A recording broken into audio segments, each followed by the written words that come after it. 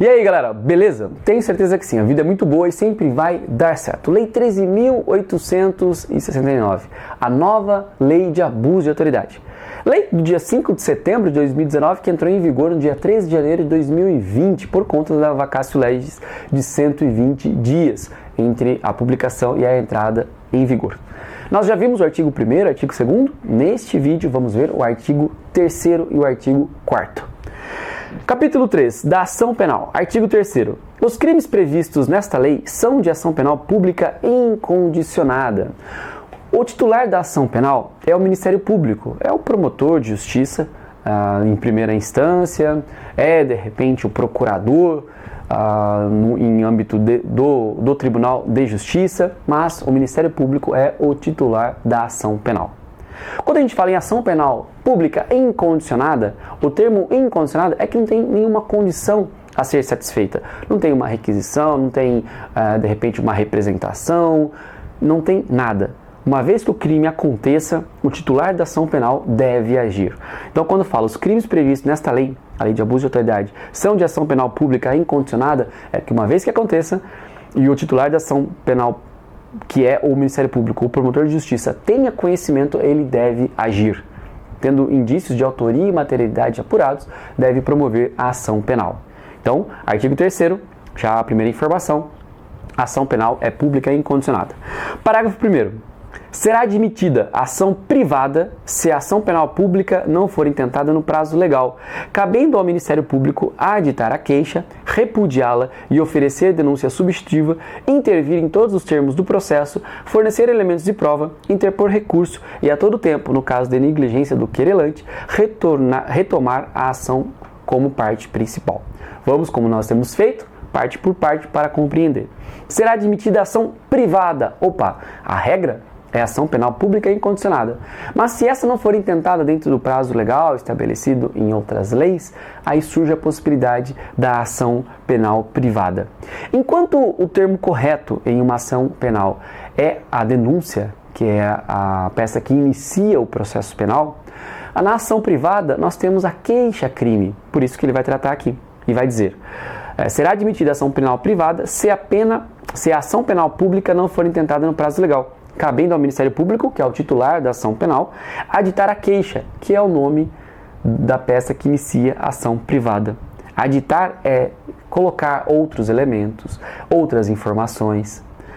Repudiá-la, ou seja, dizer não vai ter a continuidade dessa queixa e vai oferecer a denúncia, ainda que fora do prazo, mas para substituir a queixa. Como a queixa veio porque não foi intentada no prazo legal a ação penal pública incondicionada, veio a ação privada. Como foi uma queixa, o Ministério Público ou adita para melhorar os termos que não foram colocados, ou substitui.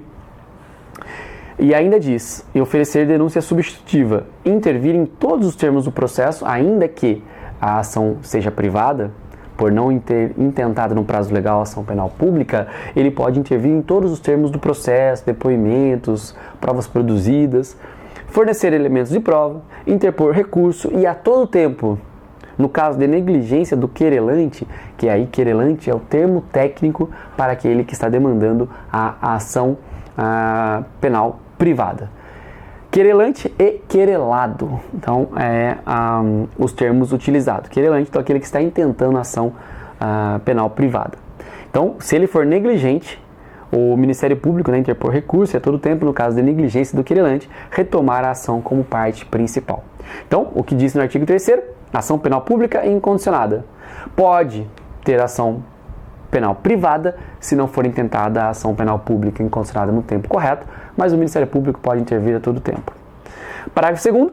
A ação privada subsidiária será exercida no prazo de 6 meses, contado da data em que se esgotar o prazo para oferecimento da denúncia.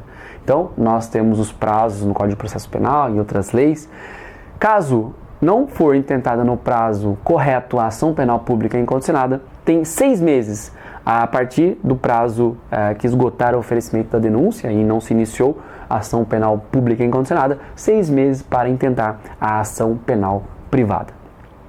A síntese do artigo 3º, ação penal pública incondicionada, e é admitida a ação penal privada quando a ação penal pública não for intentada no prazo correto. Capítulo 4. Dos efeitos da condenação e das penas restritivas de direitos. Fora os crimes previstos nessa lei, que nós vamos ver um pouco mais à frente, os efeitos da condenação eles são gravosos. E aí reside a grande, talvez, consequência do crime de abuso de autoridade. Artigo 4º. São efeitos da condenação. Inciso 1º. Tornar certa a obrigação de indenizar o dano causado pelo crime, devendo o juiz, a requerimento do ofendido, fixar na sentença o valor mínimo para a reparação dos danos causados pela infração, considerando os prejuízos por ele sofridos. Então, olha só, efeitos da condenação. Parte primeira até a primeira vírgula. Tornar certa a obrigação de indenizar o dano causado pelo crime. Indenizar, tornar o status quo.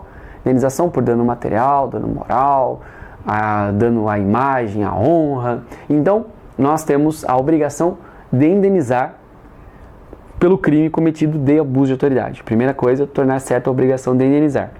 Vírgula. Devendo o juiz, a requerimento do ofendido, fixar na sentença o valor mínimo para a reparação dos danos causados pela infração, considerando os prejuízos por ele sofridos. Então, torna certa a obrigação e o juiz fixa o valor desta reparação.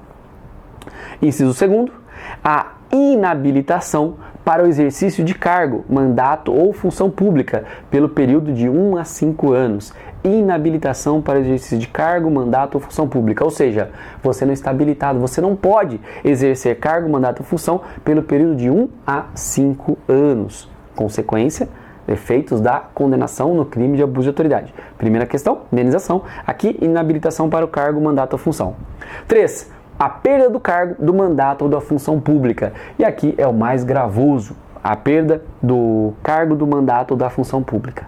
No parágrafo único diz: os efeitos previstos nos incisos 2 e 3 do caput deste artigo são condicionados à ocorrência de reincidência em crime de abuso de autoridade e não são automáticos, devendo ser declarados motivadamente na sentença. O que é interessante, o que o parágrafo único diz, que o efeito da inabilitação para o cargo, mandato ou função e a perda do cargo, mandato ou função não é automático. Olha só o que diz. Então, os efeitos previstos no inciso 2 e 3, que é a inabilitação e a perda do cargo deste artigo, são condicionados à ocorrência de reincidência em crime de abuso de autoridade. Então, exige-se uma reincidência específica para que se fique inabilitado para exercício de cargo, mandato ou função ou perca o cargo, o mandato e a função. E aí diz, e não são automáticos, devendo ser declarados motivadamente na sentença. Então, primeiro requer a reincidência específica e ainda diz que não é automático, tem que motivar na sentença. Eu digo que esta é uma morte jurídica dos bons policiais, principalmente.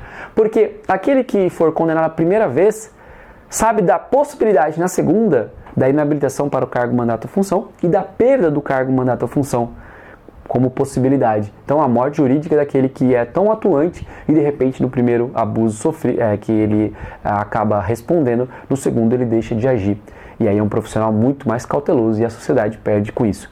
Não é não respeitar a lei, é a dificuldade que existe no crime de abuso de autoridade por condutas que, às vezes, são de fácil interpretação no mundo jurídico como crime, mas na hora do calor e do segundo da ação, é um tanto complicado.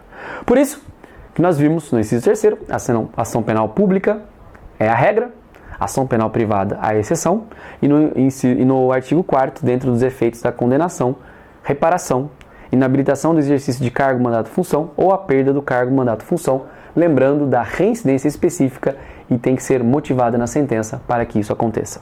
Fácil, tranquilo, como tudo no direito. No próximo vídeo, vamos para a seção 2 das penas restritivas de direitos. Não deixe de estudar o conteúdo que nós já vimos. Anote, não assista apenas, anote para se envolver com o conteúdo. E aí você vai cada vez ficando mais dono destas informações que eu passo e o conhecimento surgirá. Estamos juntos, a vida é muito boa e sempre vai dar certo.